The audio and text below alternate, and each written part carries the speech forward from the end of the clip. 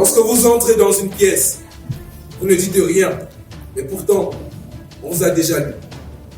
Votre façon de marcher, de vous habiller, de regarder, tout cela parle à votre place. Eh bien, pour les marques et les entreprises, c'est pareil. Avant même qu'elles ne disent un mot, on l'a déjà ressenti. Et ce que l'on ressent, c'est son identité. Honorables membres du jury, distingués invités, très chers camarades orateurs, mesdames et messieurs, c'est un immense honneur pour moi de me retrouver en votre présence en ce jour, afin de déclamer mon discours dont l'essence même porte sur l'identité. La voix silencieuse des marques. Aujourd'hui, tout le monde peut vendre un produit ou un service, mais très peu savent créer une marque. Tout simplement car une marque, ce n'est pas qu'un produit, ce n'est pas qu'un nom ou un logo, encore moins une couleur, une typographie. Une marque, ça a avant tout une impression, une sensation, une empreinte. Alors c'est quoi réellement une identité? Tel un code vestimentaire qui vous permet de vous présenter. C'est à travers elle que votre public se fera une image de votre entreprise. Bien évidemment, elle se doit de transmettre le nom de votre entreprise, mais aussi ses valeurs, ses missions, ses activités, sa vision. Une marque sans identité n'est qu'un simple produit ou service parmi tant d'autres. Mais avec la bonne identité, elle devient l'évidence. Apple ne se contente pas juste de vendre de simples téléphones portables, ils vendent la différence, la distinction sociale. Nike ne vend pas juste des baskets, ils vendent le dépassement de soi. Et quant à Coca-Cola, ils ne vendent pas juste une boisson gazeuse, ils vendent la joie, la fête, la fraîcheur. Et tout cela se ressent même avant de lire une seule phrase. Pourquoi? Tout simplement car ils ont une identité forte, claire, cohérente. Une identité faite pour nous toucher. Elle ne parle pas. Elle s'imprime dans les esprits et dans les cœurs.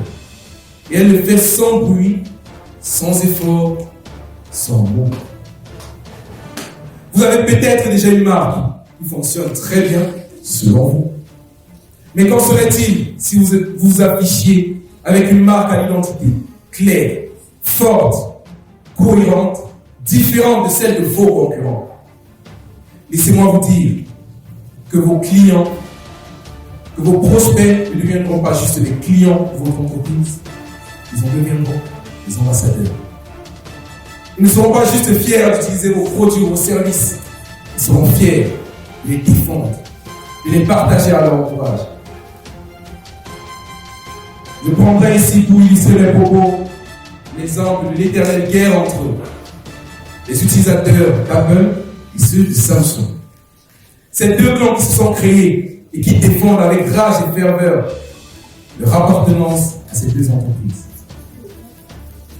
Parce que l'identité est un langage qui ne passe pas par les mots, mais qui déclenche les émotions, forge les perceptions, installe la confiance et le désir. Et ce langage-là, moi je le parle, je le façonne. Je suis ce qu'on pourrait appeler un créateur d'identité visuelle. Certains diraient brand designer, mais moi je préfère dire que je donne une voix aux marques qui n'ont rien à dire et tout à montrer. Je ne me contente pas de faire du graphisme ou encore du design pour faire joli. J'offre une transformation stratégique. Je prends les marques, je les amène plus loin. Du banal à mémorable, du flou à puissante, du fonctionnel à désir.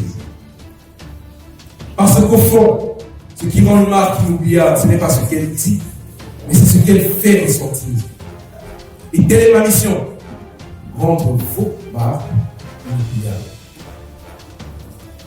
Alors si votre projet, votre identité, ou encore votre vision avait enfin l'identité visuelle qu'elle méritait, l'identité visuelle qui la propulserait jusqu'au sommet, Je serais ravi d'en discuter avec vous. Ce fut Walter Assigny, orateur, brand designer. Je vous remercie.